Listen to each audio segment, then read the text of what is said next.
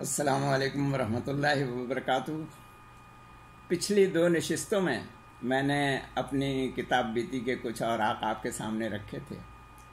اب ہم ورق پلٹ کر آگے بڑھ رہے ہیں۔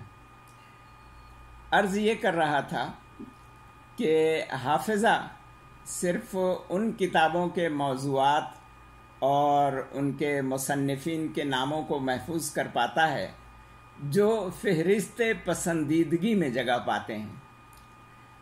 طول طویل نظمیں بھی اگر پسند آ جائیں تو زبانی یاد ہو جاتی ہیں۔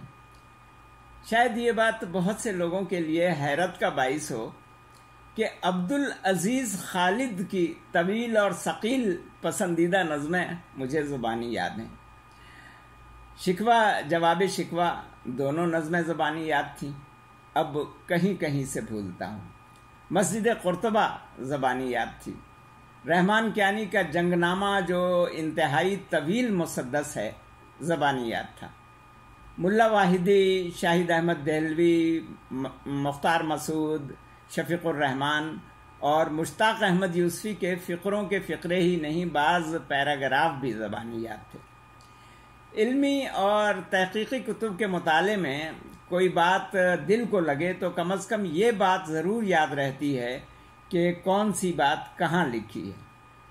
میرا حافظہ اچھی خاصی لائبریری تھا، مگر اب وہی جوش والی شکایت مجھے بھی ہو گئی ہے کہ نسیان مجھے لوٹ رہا ہے یارو۔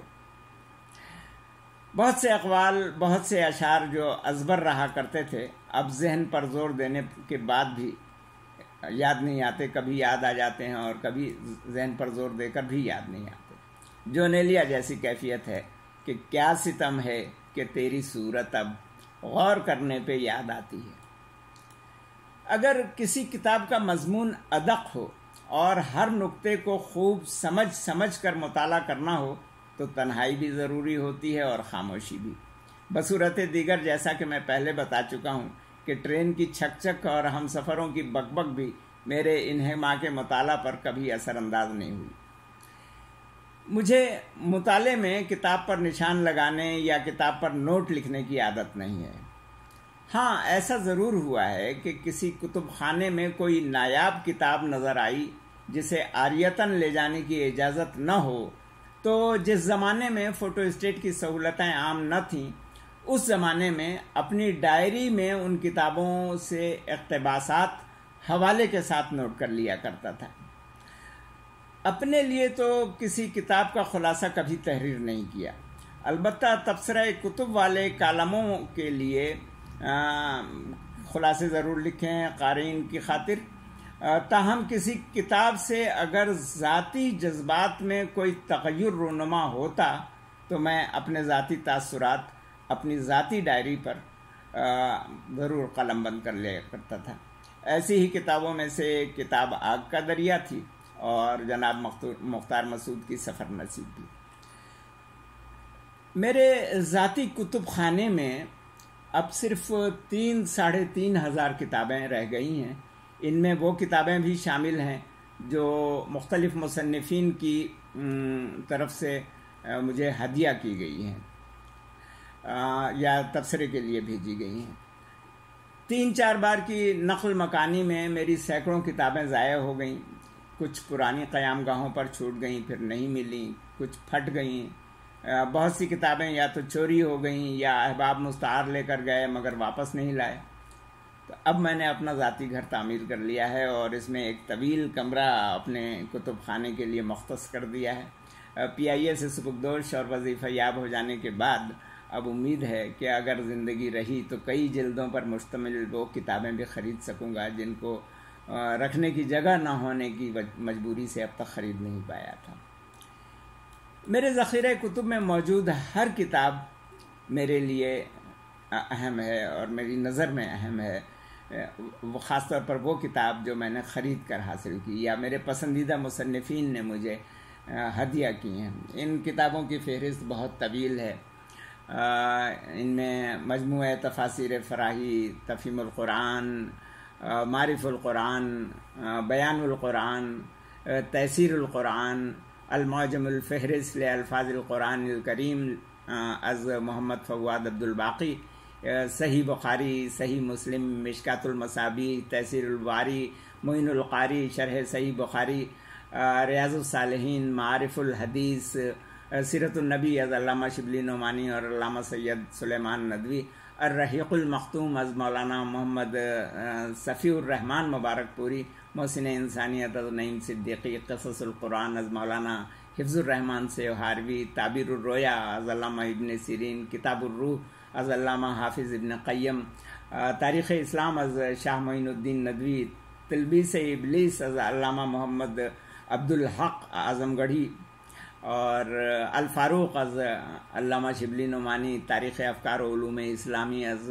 علامہ راغب الطباخ جس کا ترجمہ مولانا افتخار احمد بلخی نے کیا، اور اسلامی تہذیب کے چند درخشاں پہلو جو ڈاکٹر مصطفیٰ سبائی کی کتاب ہے اور اس کا ترجمہ معروف شاہ شیرازی صاحب نے کیا جن کا ابھی حال ہی میں انتقال ہوا ہے، اور خطبات بھاولپور از ڈاکٹر حمید اللہ، اصول فقہ از مولانا تقی امینی، اور فقہ اسلامی کا تاریخی پس منظر بھی از مولانا تقی امینی ہے۔ عربی، فارسی اور اردو کے کئی لغات میرے ذخیرہ کتب کی اہم کتابوں میں شامل ہیں۔ ان میں سے بعض کتابوں کو کئی بار خریدنا پڑا۔ پسندیدہ کتابیں جب غائب ہو جاتی ہیں تو بڑی کوفت ہوتی ہے، کیونکہ ان سے میں مسلسل اور متواتر استفادہ کرتا رہتا ہوں۔ ان کتابوں کے علاوہ بھی میرے ذاتی کتب خانے کی بہت سی علمی، سائنسی اور تحقیقی کتابیں ایسی ہیں جو اپنے موضوعات کے لحاظ سے میرے لیے بہت اہمیت رکھتی ہیں۔ ادبی اور شعری کتب کا تذکرہ تو رہا ہی جاتا ہے، طنز و مزاح، ناول، افسانے، خود نویس، شخصی خاکے، رپورتاج، تاثرات، شعری مجموعے اور کلیات پر مشتمل میں نے الگ خانے میں یہ کتابیں رکھی ہوئی ہیں۔ ان میں سے ہر صنف کی بہت سی کتابیں ایسی ہیں جو میرے نزدیک بہت اہم ہیں، اور کچھ کتابیں ایسی بھی ہیں جو کمیاب ہیں۔ یاد نہیں پڑتا کہ کسی خاص کتاب کو حاصل کرنے کے لیے میں نے کوئی خاص معرکہ سر کیا ہو، البتہ اپنے والد مولانا ابو الحسنات صدیقی اور اپنے تایا مولانا ابو الجلال ندوی کے ایک نانہالی بزرگ مولانا عنایت رسول عباسی چریا کوٹی جو سر سید احمد خان کے استاد تھے، ان کی کتاب بشرا حاصل کرنے کی شدید خواہش تھی، مگر کہیں سے ملتی نہیں تھی، کیونکہ یہ کتاب سن 1890 میں شائع ہوئی تھی۔ بشرا اردو زبان میں وہ واحد کتاب ہے جو عبرانی متن کے ساتھ توریت اور انجیل کی ان بشارتوں پر مشتمل ہے جو رسول اللہ صلی اللہ علیہ وسلم کی آمد سے قبل ان کتب مقدسہ میں مذکور ہوئیں۔ اس کے ساتھ اس کتاب میں اہل کتاب سے مناظرہ بھی کیا گیا ہے۔ تو ایک روز یہ کتاب مشہور اسکالر اور مزاح نگار جناب شاہ محی الحق فاروقی کے ہاں نظر آ گئی۔ ظاہر ہے کہ ایسی نادر روزگار کتاب وہ مجھے کاہے کو ہدیہ کرتے، مگر فاروقی صاحب نے میرا ذوق و شوق دیکھ کر یہ کرم فرمایا کہ پوری کتاب کی عکسی نقل بندی کروا کے اور پھر بہترین جلد بندی کے ساتھ مجھے اسلام آباد بھجوا دی۔ تو اس کتاب کو پا کر جو خوشی اور مسرت ہوئی تو بس یوں سمجھیے کہ میں نے اس کتاب کے حصول کا معرکہ سر کر لیا۔ جن نمایاں شخصیات کی طرف سے مجھے کتابیں ہدیتاً ملی ہیں ان میں Mashkoor Hussain Yaad, Qasim Mahmood, Rehman Kiyani, professor Khurshid, professor doctor Anis Ahmad, Abdul Karim Abid, professor Inayat Ali Khan, Muhammad Ishaq بھٹی اور شاہ محی الحق فاروقی، ڈاکٹر ظفر اسحاق انصاری، ڈاکٹر محمود احمد غازی اور پروفیسر عبدالرحمن شاکر، محب اللہ عارفی، محمد الغزالی، ڈاکٹر خالد علوی، پروفیسر مسلم سجاد، خلیل الرحمن چشتی، پروفیسر توصیف تبسم، ڈاکٹر رؤوف پاریک، شکیل عثمانی، پروفیسر محمد اسحاق جلال پوری، کشش صدیقی، طارق جان، مظفر بخاری، ڈاکٹر ایس ایم معین قریشی، محمد واصل عثمانی، ڈاکٹر ممتاز احمد خان، ڈاکٹر ایوب صابر، پروفیسر ڈاکٹر غازی علم الدین، justice retired Shaukat Aziz Siddiqui, doctor Farid Paracha, Mahmood عزیز، محمود شام، ڈاکٹر آفتاب مزتر، رئیس فاطمہ، انور صدیقی، پروفیسر نور ورجان، خالد رحمان، محترمہ سلمہ یاسمین نجمی، محترمہ جبین چیمہ، ڈاکٹر عزیزہ انجم اور محترمہ فرحت نعیمہ اختر، تسنیم جعفری، محترمہ فرزانہ چیمہ، ڈاکٹر صفیہ سلطانہ صدیقی وغیرہ۔ بہت سے نام شامل ہیں، جو نام رہ گئے ان سے معذرت۔ اور دوستوں کی طرف سے ملنے والی کتابوں کی فہرست بھی بہت طویل ہے، جن میں Kaleem Chughtai, professor Saleem Mughal, doctor Tahir Masood, Syed Ayaz Mahmood, doctor Aqeel Abbas Jafri, Azhar Niaz, Irshad Kalimi, doctor Mahmood Ghaznavi, doctor Shahid Rafiq, Qaiser Shahzad, doctor Farid Brohi, Shah Nawaz Farooqi, doctor Rais Ahmad Mughal, Ubaid Ullah Keher, Abdul Tawab Sheikh, Akhtar رضا سلیمی، مرزا عاصی اختر، اور شوکت جمال، سلیم فاروقی، عبدالشکور پٹھان، اقبال رحمان، احسان حقانی، جمال عبداللہ عثمان، محمد اسلام نشتر اور ڈاکٹر محمد افتخار کھوکر وغیرہ شامل ہیں۔ تو اس میں بھی بہت سے نام ہیں اور یقیناً کچھ نہ کچھ نام رہ گئے ہوں گے۔ کتابیں مستعار دینے اور لینے سے متعلق میرے تجربات بھی وہی ہیں جو سب کے ہیں۔ اب میرا مسلک بھی اس مشہور مقولے کے مطابق ہو گیا ہے کہ جس کی روح سے وہ شخص انتہائی احمق ہے جو واپس مل جانے کی امید پر کتاب کسی کو مستعار دیتا ہے، اور وہ شخص اس سے بھی بڑا احمق ہے جو کتاب مستعار لینے کے بعد واپس کر دیتا ہے۔ تو کتابیں مستعار دے کر صرف میں ہی اپنی متعدد اہم کتابوں سے ہاتھ نہیں دھو بیٹھا، میرے کچھ دوست بھی ایسے ہیں جو اب تک اپنی کئی اہم کتابوں سے ہاتھ دھو چکے ہیں، وہ اپنی کتاب مجھ سے واپس لینا بھول گئے۔ دیکھیے، عمر کے ساتھ ساتھ ذہنی اور فکری تبدیلی تقریباً ہر شخص میں پیدا ہو جاتی ہے، خواہ وہ مطالعے کا ذوق رکھتا ہو یا نہ رکھتا ہو۔ مشاہدات، تجربات انسان کو بہت کچھ سکھا دیتے ہیں، لیکن جو شخص مطالعے کا عادی ہو اس میں ذہنی اور فکری ارتقاء قبل از وقت بھی ہو جاتا ہے۔ ہماری تاریخ ایسے واقعات سے بھری ہوئی ہے۔ ہمارے جید اہل علم، مثلا امام شافعی، امام بخاری وغیرہ، کم عمری ہی میں بہت بڑے بڑے علمی مناصب پر فائز ہو گئے تھے۔ امام محمد بن ادریس شافعی کو فقط 15 برس کی عمر میں فتویٰ دینے کی اجازت مل گئی تھی۔ امیر المومنین فی الحدیث امام محمد بن اسماعیل بخاری اپنے مطالعے کی بنا پر صرف 10 برس کی عمر میں بڑے بڑے علماء حدیث کی تصحیح کرنے کے قابل ہو گئے تھے۔ تو جیسا کہ میں عرض کر چکا ہوں کہ کالج کے زمانے میں 16 سے 18 برس کی عمر، 1973 سے 1974 تک میں بہت سی اہم کتابیں پڑھ چکا تھا۔ مولانا مودودی کی بیشتر کتب کا مطالعہ اسی دور میں کیا، جس سے پختہ عمر میں ہونے والا ذہنی ارتقاء اسی عمر میں ہو گیا تھا، یعنی میں انگور بننے سے پہلے ہی منقع بن گیا تھا۔ اس زمانے کے مسلسل اور متواتر مطالعے سے مقصد حیات کا شعور ملا اور زندگی کا نصب العین متعین ہو گیا۔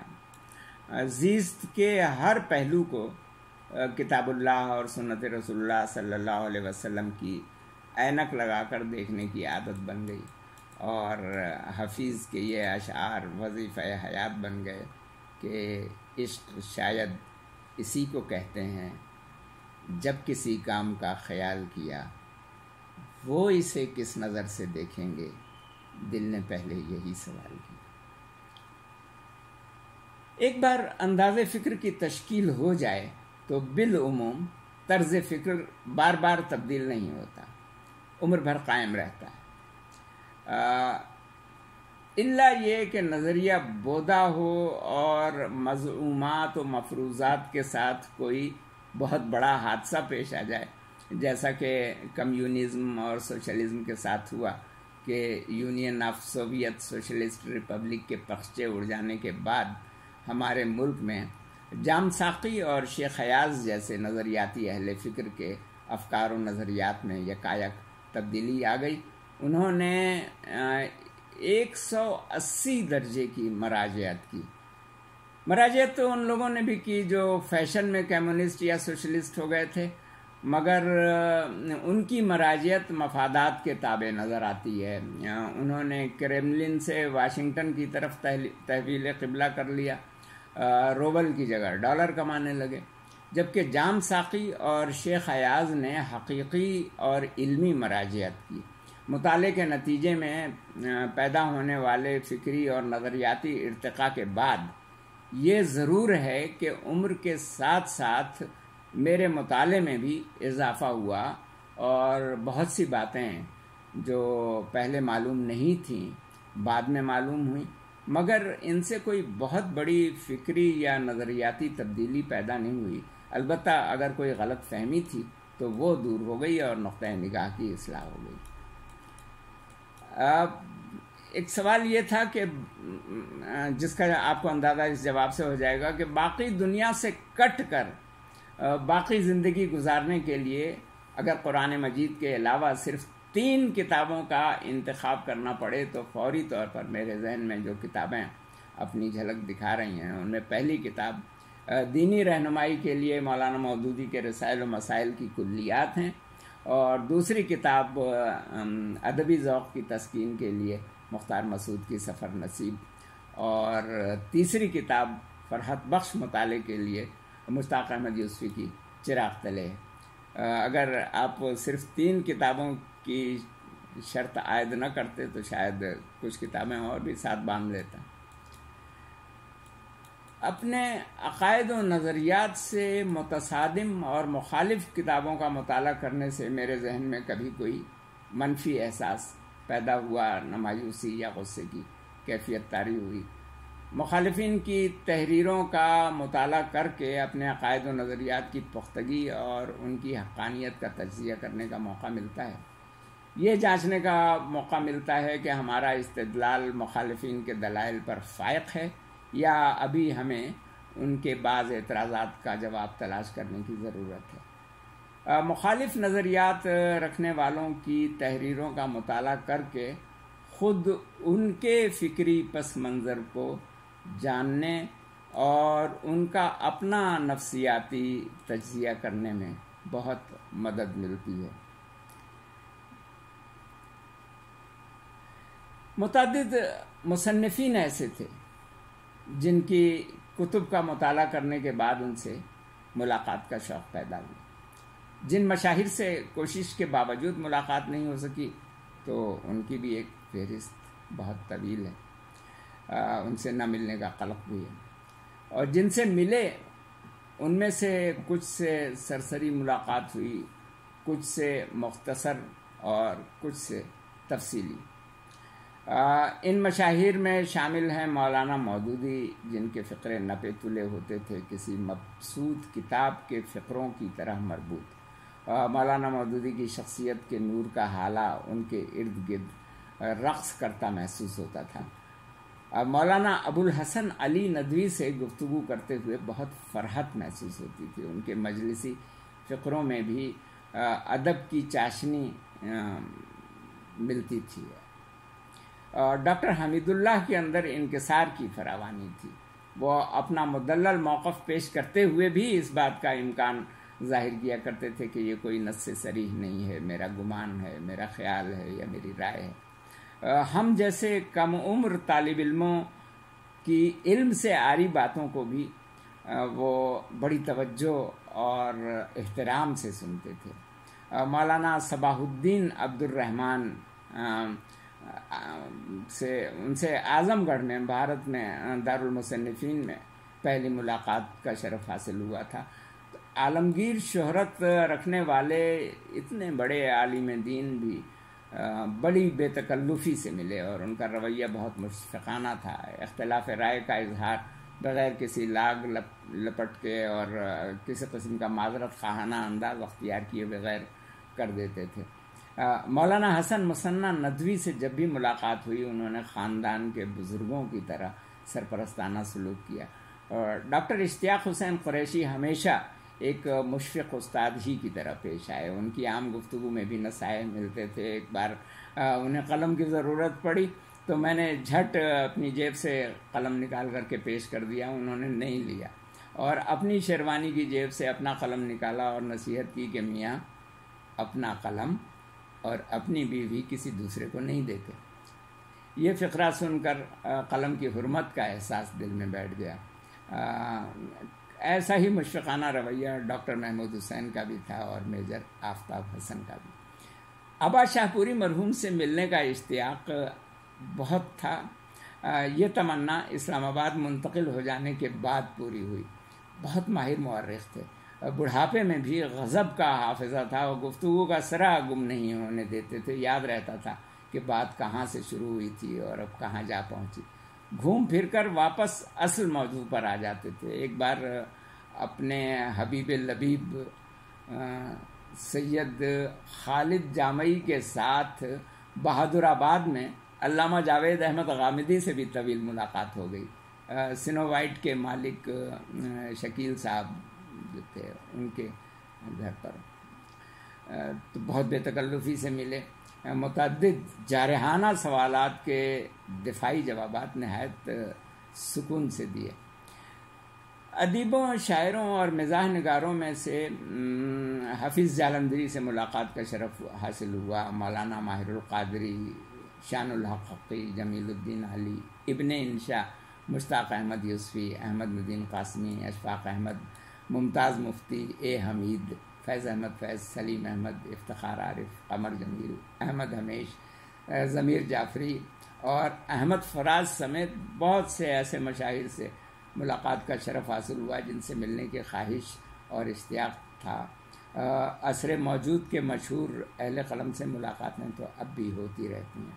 بہت سے اہل قلم آج بھی ایسے ہیں کہ جن پر سرور بارہ بنکوی کا یہ شعر پوری طرح صادق آتا ہے کہ جن سے مل کر زندگی سے عشق ہو جائے وہ لوگ آپ نے شاید نہ دیکھے ہوں مگر ایسے بھی. گھریلو گفتگو میں اکثر و بیشتر اپنے بچوں کو اپنا حاصل مطالعہ سناتا رہتا ہوں. سب دلچسپی سے سنتے ہیں. شاید ان کے دلچسپی لینے میں میری اس شعوری کوشش کا بھی کچھ حصہ ہو کہ اصل مطالعہ اور حاصل مطالعہ دلچسپ انداز میں پیش کرنا چاہیے تاکہ کتابوں سے دلچسپی پیدا ہو. میری 2 بیٹیاں اور 1 بیٹا ہے. کتاب خوانی سے دلچسپی الحمدللہ تینوں کو ہے، مگر میرا بیٹا اپنی بہنوں کے مقابلے میں مطالعے کا زیادہ شوقین ہے. میری طرح وہ بھی اکثر کبھی اپنی پڑھی ہوئی کوئی نہ کوئی بات اہل خانہ کے سامنے سناتا رہتا ہے، بالخصوص اس وقت جب گھر کے تمام افراد جو ہیں دسترخوان پر موجود ہوں. میرا ذاتی تجربہ ہے کہ ذوق مطالعہ کو فروغ دینے کے لیے بچوں میں کوشش جو ہے وہ کامیاب رہتی ہے، اور ذوق مطالعہ پیدا ہو جانے سے بچوں میں ایک خاص قسم کا رکھ رکھاؤ پیدا ہو جاتا ہے اور بات کو بیان کرنے کا سلیقہ آ جاتا ہے. القصہ مختصر. رسم بسم اللہ سے شروع ہونے والا میرا مطالعاتی سفر آج بھی جاری ہے الحمدللہ. زندگی بھی تو ایک کتاب ہے. اس کتاب کی 3 اہم فصول ہیں: بچپن، جوانی، بڑھاپا. ہر فصل میں کئی ابواب ہیں. ہر باب میں متعدد عنوانات اور ہر عنوان تلے کیسے عجیب واقعات. پیچھے پلٹ کر دیکھتا ہوں تو زیست کے ہر مرحلے پر کوئی نہ کوئی کتاب ساتھ نظر آتی ہے. یہ جو 3,500 ہزار کتابیں میرے اس دارالمطالعہ میں موجود ہیں، ان میں سے ہر کتاب کی اپنی کہانی. یہ 3,500 ہزار کتابیں میرے عمر بھر کی داستان ہیں. ان کتابوں میں سے ہر کتاب کے متعلق یاد ہے کہ کب ملی، کیسے ملی، کس کیفیت میں پڑھی اور کہاں پڑھی. کتاب دیکھتے ہی ہر یاد تازہ ہو جاتی ہے.